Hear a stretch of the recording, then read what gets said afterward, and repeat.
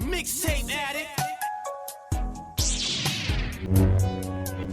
Mr. Addict, you bitch, I've been grinding. Yeah, we in the building. King Flow, Mixtape Addict, Shortkut show in the fucking house, you know, from France to the US once again. Today I'm with the homie SEVIN Soprano. How you doing, bro? What's up, bro? How you been? Sword swinging, my vocal cords scorch, of course, when it hits you. Dead corpse, wash ashore when you spar with my hitters. It's not a secret what's delivered when I'm ripping my trigger. I start a 30-year war with the snap of my finger. Watch me flipping on the You could try to imitate the 7, but you merely a 6. From the wild, write my lyrics in the sand with a stick. Bite another bar of mine, I'll crack your teeth on my twigs. See, I never bleed, that doesn't mean you find me with crips. I'm not raised tensions, plot thickens whenever the 7 get involved. Quick calls and revolves is how I get my things resolved. These bars will catch a charge, it's aggravated assault. When I spit at your squad, one by one they all dissolve. You know, been good, man. Working like a motherfucker, bro. Yes, sir. So yeah, you know the first question, man. Who's your all-time favorite DJ? I'm gonna have to go with Tony Touch. DJ. The tables turned. Reel it back one time. Okay. Tony Touch. It's so tremendous. Tony Touch. Tony I Talk. know everyone probably says Premier, so I love Premier, but I'm gonna have to keep it a little different. Tony Touch. Yeah, tell the people why especially Tony Touch. I just loved all the mixtapes, you know, letting it play for like 2 hours, just letting it play with just straight lyrics and dope beats. I just love that. That's cool, because a lot of people, you know, they say DJ Premier, you know, that's the... I know. I figured everybody would. Talking about mixtape, you know, it's Mixtape Addict, so if I tell you about mixtape, what's the first thing that comes to your mind? Do you have a favorite one that you can remember? All the Tony Touch ones I listen to, that's pretty much all I really listen to because I'm younger, so all I really know is like, you know, Apple Music albums and Spotify, so I did listen to Tony Touch's stuff on YouTube though. It has like, you know, a couple of the mixtapes on there that's just like an hour and a half, 2 hours. I like that platform, you know, because like you say, they have stuff that you cannot find anywhere, you know, like you cannot find that shit on Spotify, the Tony Talk and mixtape. Exactly. So, yeah, it's like, Yeah, it's like a time machine. Feel me? Yeah. So yeah, tell the people, bro, you know, about where you from, you know, how you got yourself into the hip hop community. I'm from South Florida, so like an hour away from Miami. Okay. And I just started with my homie. His name is Chris in middle school, and you know, it wasn't too serious. It never was too serious until recently. But you know, we just would like rap on these apps that we had on our phone, and you know, all through high school too. And you know, I just kind of took it more serious recently, and that's pretty much how it went. Yeah, but you took it really serious because you know I heard the music, the track list of your project, man. That shit is solid right there. You have the whole Thank you, bro. The real spitters. Yeah. Tell people about that. You know, tell people more about the concept and where they can even find the album. We got all my favorite dudes that I just grew up listening to. You know, Block McCloud, Diabolic. You don't know how deep it is or how real. I'll show you who the Reaper is in his proud seal. Like the skull and 2 bones on the flag of a pirate ship. Like words on a tombstone or saved on a microchip. Young Z, Jojo Pellegrino. Oh, yeah. Just dudes that I grew up listening to that I'm like, wow, I would love to work with those guys. And I finally got to put it together where I got a lot of my favorite dudes and put it all into one project. So, and that's my first project. So I don't really have much solo stuff, but I was like, I want to get these dudes on there. So, you know, a lot of the beats were made by me and by my engineer, Chris Skywalker. And yeah, it was dope, man. I loved that. Shot a couple videos for a couple of the tracks. I still got more dropping. And I think I got 2 out right now. Reef is another one that I grew up listening to that I got on there. Love that. Right there. Yeah, I met the homie in Paris.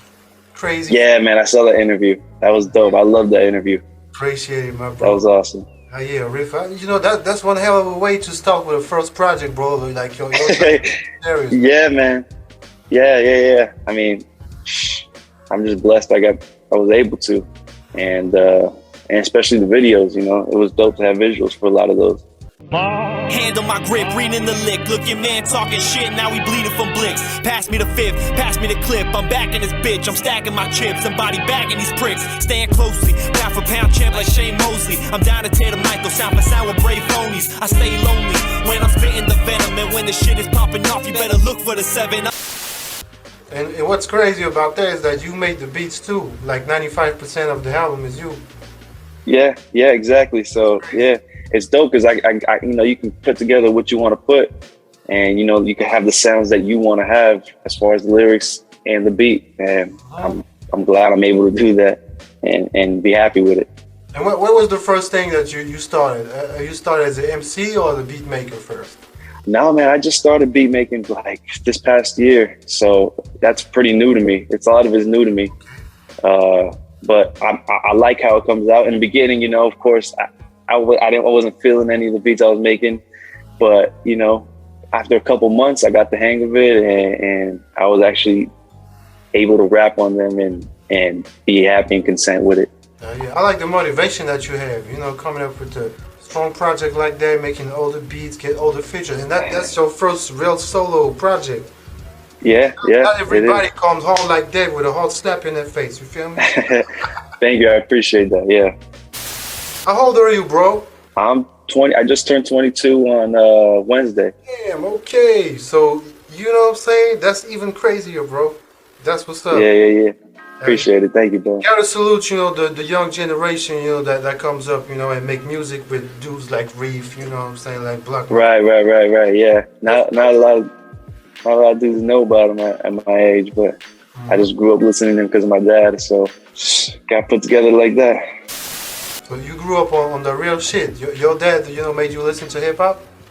Yeah. All throughout my life, you know, he took me to concerts early in my life, all the way up until now, where recently he took me to an RA concert, and he's friends with RA, like pretty good friends with him, and I was actually on stage with him.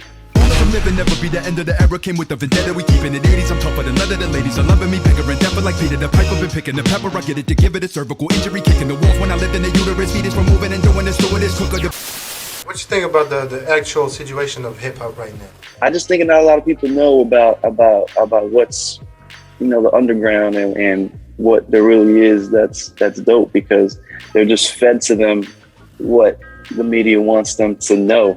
So, you know, they have no choice but to listen to what they know. And I think that if a lot of people heard, you know, some of the underground stuff and dope stuff, that they would like it, because it's undeniable. Some of the stuff that I hear, I'm like, there's no way that these people wouldn't like this. It's crazy. What comes to your mind, you know, if you go back to your childhood, you know, if you had one album that you really fucked with back in the days, that influenced you in your music? Man, I would have to say Servants in Heaven, Kings in Hell, Jedi Mind Tricks. Murder rap, I'll burn his back and put your sternum back, and have the doctor cover your head just like a turban wrap. A certain fact, you'll be pregnant on a Persian mat, or hoping Jesus or the police is bring the person back. I love that front to back. Love that. I love all the Jedi Mind Tricks albums, but that one, I think that's their prime. I loved it. Yo, shit is a classic. Bangers and real lyrics, you know, with a meaning. Yeah. Get me? Oh man, dude. Stoop is my favorite producer of all time, man. I think that was his absolute prime. It was crazy. Yeah, and talking about producers, you know, if you gotta go to a studio station right now and go with 2 producers of your choice, who would you choose, bro? I think I definitely would choose Stoop. He's my number one. And I think I would go with Premier. I love Premier's beat making. It's just, I think he's the most creative. I think he is the most creative. I mean, you could hear some of the samples and to some of the beats he made, and you're like, what? That's the sample? How did he even come up with that? It's insane. Yeah, let's talk about the music streaming platforms. You know, that's the subject I like to talk about in my interviews. Yeah. What's your opinion on that? What's your point of view? I've actually seen a lot recently where people are mad about, you know, the money that they get from Spotify. You know, they don't think it's enough. I just feel like if that's the case, then, you know, we just got to stop uploading to it if it's not enough. You know, I know Bandcamp, you know, you get more money off of it because they got to buy the album, something like that. you got to stop uploading it to it, because I mean they'll have nothing to sell if no good artists are uploading to it. Yeah, because you know it's hard to get a small $10 with streamings. You gotta do thousands of streams. Right, dude. It's pretty impossible, like, to make a lot of money off of just streaming from Spotify and Apple Music. Because a lot of people, they focus their energy on that. That's the problem. Right. I mean, it's not really wrong, you know, about the, you know, Spotify and stuff. I think it's a bonus. You gotta have it, but you cannot use all your energy into this shit, because you're not gonna make the money back. You know? Yeah, you're not gonna make any money off that. Exactly. You're just gonna get exposure, and you know that can make money in the long run. But yeah, the streaming, you know, it's not a career. Yeah, what's his name? NEMS. You know NEMS? FYL. Man. Yeah, exactly. Yeah. Man, he's making money off the merchandise, and it just sells, and he got that exposure, and you know, it's just a dope clothing line, just dope sayings. Great. Music is great. He's a cool guy, entertainer, you know. Yeah. I want to tell you that you're worth it, right there where you are. Everything that's in your past don't define who you are. It's a new day, and you can choose to do whatever you want. Cause the devil is a liar with the cleverest fronts. You gotta make it happen. That's why it works, and he has a team with him. You know, the merchandising is serious. And what about you? Are you doing any merchandising? Yeah, I'm gonna try to start getting that going. In the process of that a little bit, but I don't have any out right now. But I do want to get some going. Yeah. Yeah, you gotta do that, man. Yeah, will be dope. Yeah, you make a lot of money off that. Young entrepreneur, you know what I'm saying? Right. Exactly. Yeah. Yeah. And talking about business, who's your favorite hip hop entrepreneur? I'll have to go with maybe not the most, you know, not the richest guy, but I like the way Vinny Paz moves. You know, he's always dropping like a couple albums a year, and I'm like, wow, dude, this guy puts in like the work, the grind. Like, I was able to, you know, see how hard that was this time to, you know, put all that together, how long that takes, and how much money it costs, and he's just constantly doing it every year. I mean, you see so many dudes just fall off and never drop an album again, but he hasn't fallen off since like 96. Well, because his music is great, you know, it's being pushed seriously, it's not a sellout, and he got a strong fan base. That's all you need. Yeah, man, exactly. Yeah, he's not a sellout at all. It's always just fire. Yeah. You know, you're a young guy, and if you could collab with an OG that you didn't work with yet, because I know you did. Right. Man, I would love to work with Vinny Paz, but I'm not gonna go that route because I've already talked about enough about him. But one of my favorite, probably my favorite rapper of all time is Apathy, and I would love to work with Apathy. I'm on my CT shit, but when ain't I? I've been repping this shit since I was yay high. I'm from Heroin Town, yeah, I was born there. Check the location on my Foursquare. Junkies and whores there. Hartford and New Haven's like warfare these days. Channel 3 News with the replays where the body decays. White trash, free bass. Plus we the homeless slept on rappers and DJs. Apathy's dope, man. It's insane. He's one that I'm like, what's that? You're in the same lane as this guy, you know. He makes his own beats too. Yeah, exactly. Yeah, man. He's insane. He's one of the dudes that I know people heard and be like, "What? I have not heard this." Yeah. It's insane. Apathy's one dude that I would love to have a track with, because he's my favorite. That would be dope. If you had 3 words to define yourself, man, as an artist, what would you say? Man, I would hope it would be this, but I like to be, you know, lyrical. Kind of gritty, and you know, just like real. I like to just rap about things that not kind of what I've been through, but like, you know, I just want to like not trying to live a lifestyle that, or not trying to talk about a lifestyle that I don't really you don't know. So I would keep it like that. Yeah, it's called being real, you know. It's like when you write your bars and you're like, what the fuck am I writing? You know what I'm saying? You gotta relate to what you're spitting, you know. And what's your plan, bro? You know, to with your career. Well, I got for right now. I got a couple videos I got to drop, you know, in the coming weeks. We just dropped one on Wednesday, so I got to drop those. I'm working with one of my homies that I met on Instagram from Singapore. His name is Automatic Raw. I got a project with him. It's like 90% done.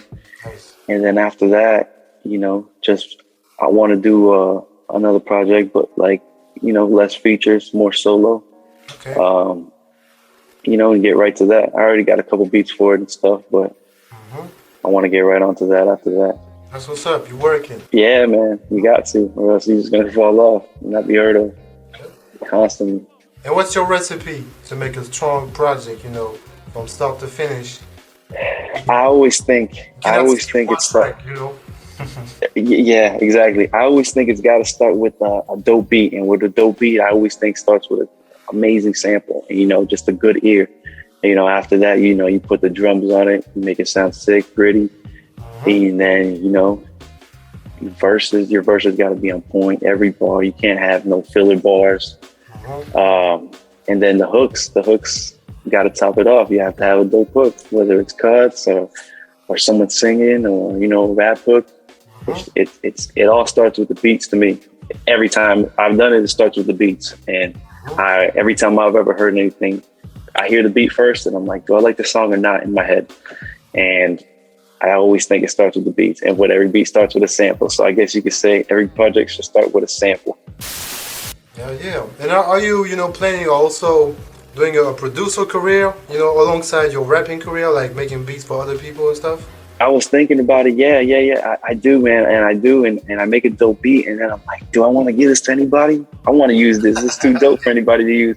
You know, that's just part of it right now, I guess, though, because I'm pretty new at it. So I made only a handful of good ones, and I want to keep them for myself. But yeah, definitely in the future, I hope so. Especially, you know, if it's a dope artist, you know, he's not going to do wrong on it. Yeah. But for now, every time I hear it, I'm like, dang, I want this for me. That can be like, you know, money income too. To exactly. Yeah, I gotta stop being selfish. Make money with it and put it back into your rap career. You know what I mean? Exactly. Right. Exactly. I gotta stop being selfish and be more smart with it. That's the dope strategy right there. A lot of MCs that do both stuff. That's like you can say, you know, their business. Yeah. A lot of the dudes you don't even know produce, and you don't even know they produce some of the stuff that they produce. Like Apathy, like I said, you don't even know it, and you know they're in the background of the beats. And if you could mention another dope producer that's also a good rapper on the mic, who could you tell? Another producer that's a good rapper on the mic. I don't know how much he produces, but I do know he's a producer. Is Esoteric.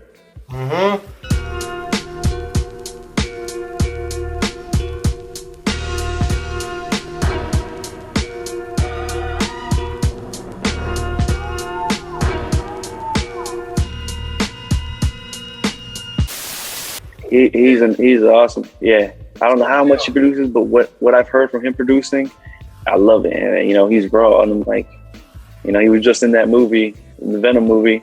That was dope. I love that. That was sick. I love that. You know, they put a Czarface, a couple tracks, in a new Marvel movie. It's cool. I love that. That's cool. Dope. That's dope for them. Yeah, they've been underground for. Yeah. Exactly. It's cool for the underground scene. Yeah, I'm always happy to see guys, you know, coming from the underground hip hop scene that we grew up listening to, and we see them in some crazy wild shit with. And look, commercial stuff. Yeah, that's really dope. It's like somebody from our family, you know. We always, you know, we're proud of the homie. Exactly. Yeah, exactly. I was so proud for him, man. I never met him or anything, never talked to him, but I was so proud. I was like, that's awesome. Yeah, let's talk about the new generation MCs like you. Do you have any advice for the new guys that's trying to follow the same path, you know, same lane, real boom bap shit? Yeah, well, I would say, you know, just, you know, don't sell out. That's the number one thing. I've heard so many dope dudes who started out, you know, like boom bap route and just took the commercial route because I assume, you know, you get more exposure and more people listen to that. But if that's what you really like, you know, stick to the boom bap because you feel it in your nothing's fun about doing something you don't like. I would hate to do that.